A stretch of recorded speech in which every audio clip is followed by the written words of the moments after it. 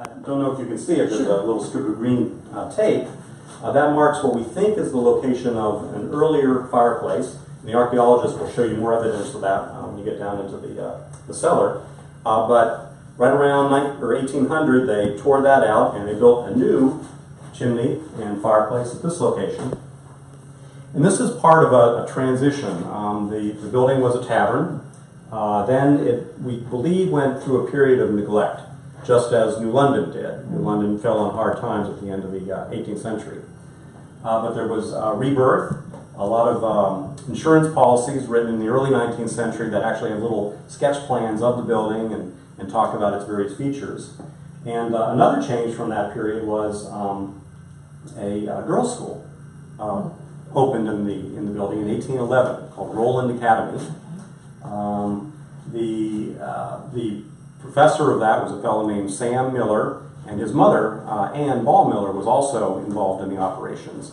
In fact, they had sort of a tag team approach where she took care of the young women who came here as boarders, and he did the actual teaching. And there's a very interesting newspaper advertisement from that period that describes their arrangement, and I'll read that.